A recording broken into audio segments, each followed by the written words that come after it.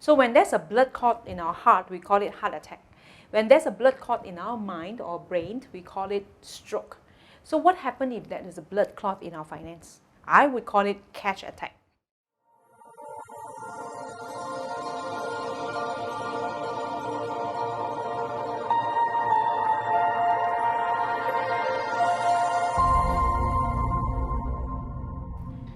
Hi, today I'm going to talk about cash flow. What is cash flow? Cash flow is about cash flowing in our personal and also about cash flowing in our business. So those things are called cash flow. So when there's a blood clot in our heart, we call it heart attack. When there's a blood clot in our mind or brain, we call it stroke. So what happens if there is a blood clot in our finance? I would call it cash attack. Now cash attack got two symbolic expression. One is a cash attack where the cash is really stuck. What are you going to do when the cash is really low and it got stuck? Another one is where cash are coming to us, where opportunity, business and income and all coming to it. Both are cash attack. So right now we talk about the negative cash attack, and in due time, follow through our video, we talk about cash attack in a positive mode. So just now we talk about clot, right? So when the heart has a high cholesterol, it gets stuck in the blood vessel. So when the blood having this fat that's float in the blood vessels and it's very sticky, it got stuck in the blood, and then that's where the clot happens, and that's what happened to the heart attack. The blood got stuck in the blood vessel and we have a heart attack. So when cash is being stuck, what does it mean? There is some kind of blood clotting in our financial cash flow. For example, let me share you an interesting story. In my house, I find that I have some gadgets, handphone, I have some TVs that I never use, has been sitting down, or even some sofa. So what do? Do you need it? If you do not need it, can you liquidate those blockages? The answer is yes. Now you can actually sell off your car, sell off your house, or you can even sell off the things that you do not need. Example for me, I have actually sold an old TV for 40 ringgit and I also sold a nice sofa for 400 ringgit, and indirectly I cash out 450 ringgit by throwing off the junk. In my world, it's a junk because I don't need it. I have extra TV, I've got extra sofa and I don't need it. And if you get rid of those junk, actually you're liquidating cash for your household. So there is the cash that flow around. So to get rid of those financial clot, you need to know what do you need and what you do not need.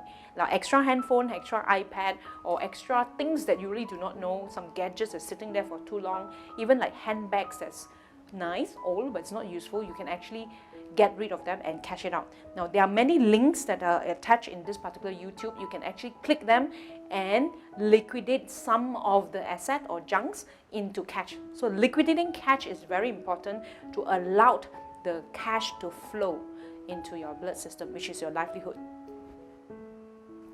Just now we talked about liquidating the blood clot, right, for the financial situation. So in our financial situation, as we remove the clot, sometimes there's an emotional attachment between the asset and us.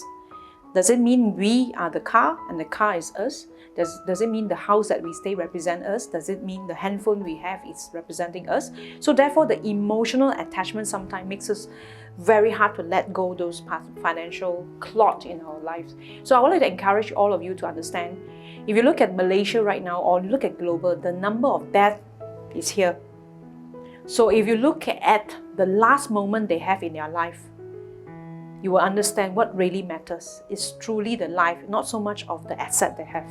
And for us to pull through this time, we need to allow the blood clot or financial clot to be flushed out of our system. Things that we do not need, we need to get rid of it. Extra handphone, extra sofa, extra handbag that is luxurious to us and we're not using it, liquidate it so that you create cash, pay off your credit card, and then continue fighting. As long as we have life, there is always opportunity to bounce back. You know, Starbucks, the guy, the founder, he has even sold his blood to make sure Starbucks is what it is today, and he paid a price by selling his blood. So therefore, if he is willing to sell his blood, you are only selling your car, your handphone, and those are small things. Let me share with you my story. When my late husband passed away, after 1 week later, I've been getting non-stop panic attack. I cannot breathe and I'm getting cold sweat and so on and so forth. And the last 5 minutes before I sort of fainted, I thought I'm going to have a heart attack as well. Women do have heart attack. So I was telling in my personal message. I would give up everything I have from London to New York to everywhere just to have 5 minutes to say goodbye to my loved ones. When you have gone through what I have gone through, you realize whatever that is matter does not really matter, because naked we come, naked we go. So what really matters is if we have to first survive this critical season of life. Whatever that's clotting your cash flow, liquidate it, because you can always rebound and you can always buy back. Just now we talk about when there's a clot in the heart, we call it heart attack. When there's a clot in the mind, we call it, or brain, we call it stroke. And we have a clot in our finance, we call it cash attack, right? So in cash attack, there's positive cash attack, there's also negative, right? So the negative is talking about not enough cash. We have to liquidate the cash and release the cash. And of course, cash attack in a positive manner is about a lot of cash chasing us, opportunity, the rich get richer, the opportunity come non-stop. Those are also cash attack. That's a positive note. But what I'm trying to share is today is about the negative cash attack. So how do you get rid of it? If I explain in the context of health, there is blood clot that is in the blood system that's stuck here. That's where we get our heart attack, correct? But there's also external food. If we ate too much seafood, high cholesterol. So we have foreign high cholesterol that are attacking our body. So how do we get rid of the outside and the inside? The inside we just now mentioned, sell the excess handphone and whatever, TV, right? That is the internal cleansing of the clot. But from the external one that is creating high cholesterol for us, for example, in this time, we have a lot of click. We can click our Shopee, our Lazada, or our whatever, Alibaba. We click.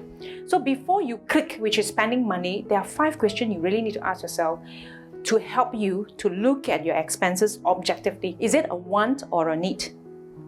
Can I afford it? Is this item worth it? Can I do better with this cash? Can I use this instead of liability and make it an asset? Now, these 5 questions will change your life. Every time you want to press the button to buy something, to spend something, remember these 5 questions. These 5 questions has changed my life. I hope it will change yours today.